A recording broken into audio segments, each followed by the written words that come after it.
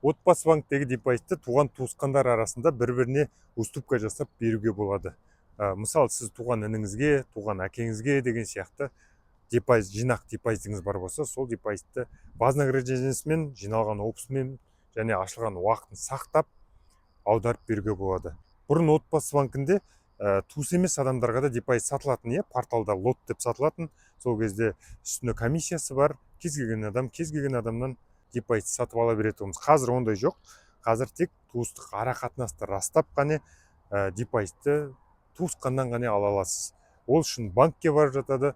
Құжат жағына келетін болсақ, туу туралы куәлік міндетті түрде удостоверениелеріңізді алып барасыздар да, екі адам, жаңағы депозитті беретін адам және депозитті алатын адам бір мезетте банкке менеджердің алдына барып уступка жасайды.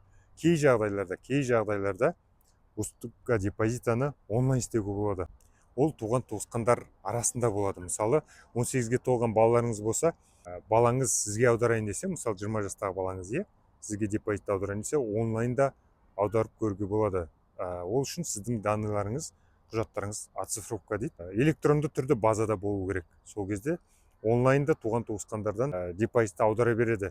Ол үшін депозиттің ішіне кіресіз, жаңағы отбасы банк қосымшасына кіресіз, депозиттің үстіне басасыз да, ең астына түскен кезде уступка безвозмездная деп тұрады.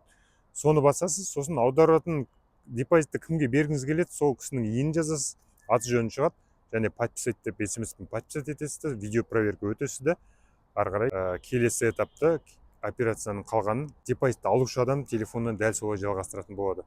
Осындай ипотека туралы ақпараттарды жіберіп алмаңыз, парақшаға тіркеліңіз. Осы видеоны танысыңызға жіберіп қоюды ұмытпаңыз. Жақсы ағайын.